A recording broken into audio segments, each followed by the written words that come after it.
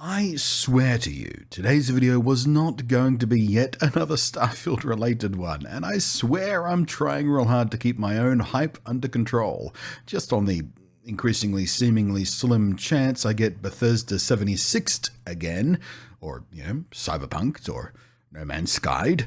But it's hard, man, especially when a bunch of review code havers are out there dancing around all gloaty about it and doing their dutiful best to play their apparently contractually required marketing duties of not only making sure people know they're playing it and the review is coming and exactly when the review is coming, but also that it's so good they can barely resist posting about it, but they're not allowed to tell you about it, but they have to post to tell you about how good it is and just hint about, oh, wink, wink, nudge, nudge. It's all so very consistent from so many of them that it's somewhere between extremely suspect and very, very exciting. Seriously, the pattern of behavior from these review code havers is really consistent between them, and it makes me very suspicious that they're actually independent reviews at all. It feels like they are contractually required to do certain things at certain times to build up the hype. It's sus. So maybe take those day one reviews with a hefty grain of salt. Just saying. In any case, hello again, I am Blunty, talking Starfield again. Today I'm back on the physical merch side of things. Well, kind of. One is official merch, the other one is, well, it's probably in the thumbnail because I'm pretty jazzed about it. It's not official, not even slightly. But Microsoft have just taken the wraps off their official solution to Xbox customization, the Xbox Series X console wraps. They'll be coming in a range of patterns and colors. Right now there's 3, but the big splash of their launch of it is, of course, Starfield. So now we know why they did a limited edition Starfield controller, and a limited edition Starfield headset, and a limited edition Starfield GPU, but not a limited edition Xbox console. It's because this was in their pocket the whole time. They were just waiting to tell you about it. And I quite like their solution, actually. I like it better than the PlayStation 5's replaceable side panels, which work fine, I suppose. They're a bit of a pain in the ass to get off and on again because the latching mechanism doesn't seem like it was designed for user replaceability in any ease. You always feel like you're going to snap the damn things. And of course, you've got Sony's hostility to anyone trying to make their own versions, which is, pretty corporate shitty and classic Sony, frankly.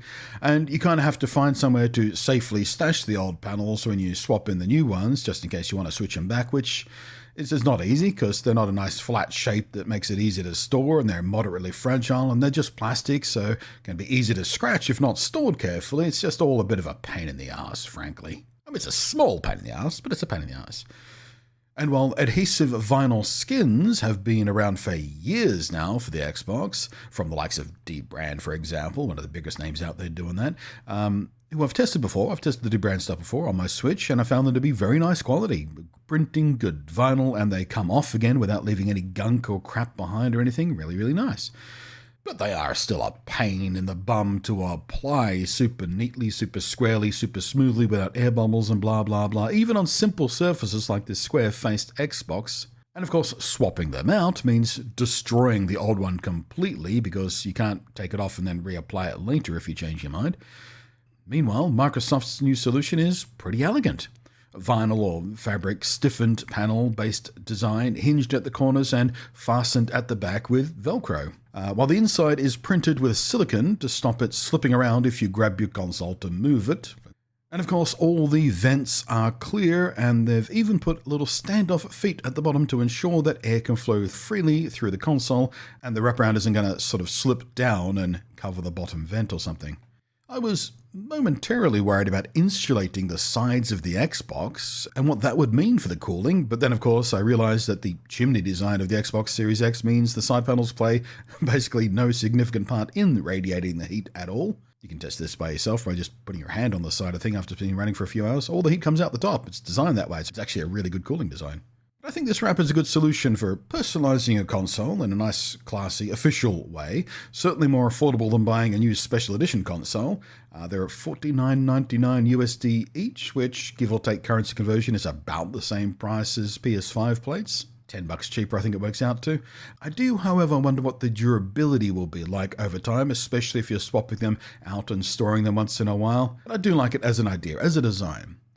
And just like the controller and the GPU and the headset and whatever, I really like the aeronautical-inspired design language. It's crisp and clean and restrained and looks like it belongs in the Starfield universe rather than just being, a bit of merch with the logo slapped on it. It looks iconically Starfieldy, but without going over the top.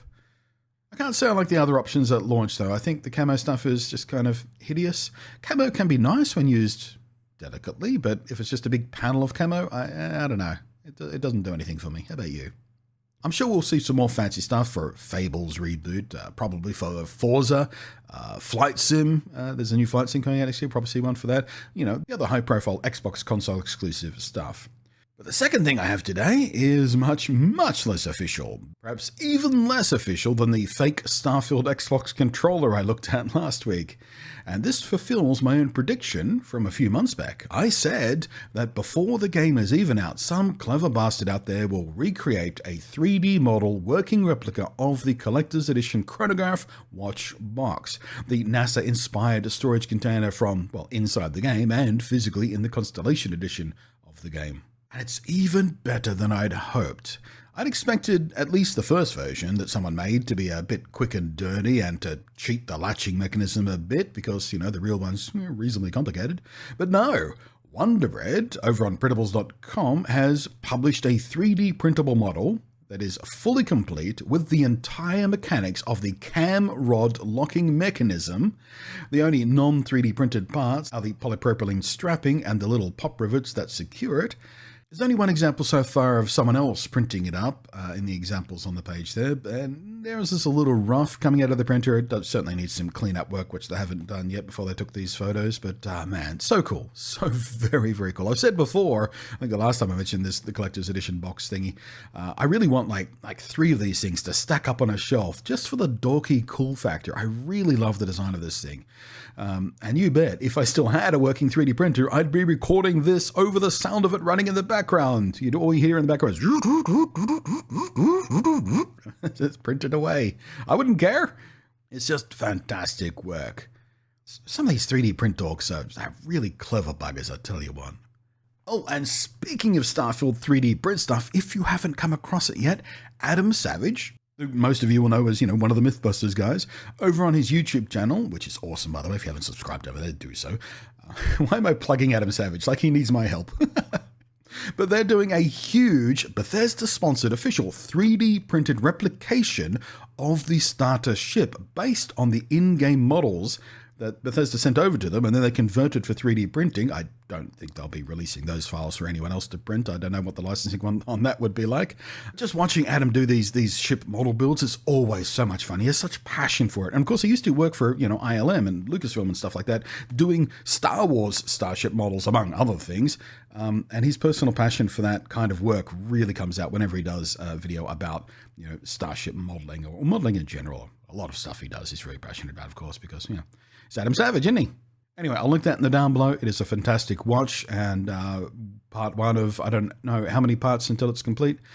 Anyway, thanks for watching. I am Blutty. I will catch you next time. Thank you as always to the patrons scrolling up above there, whose above and beyond contributions are fantastic, but not quite enough to justify buying a 3D printer just so I can make my own little lock boxes.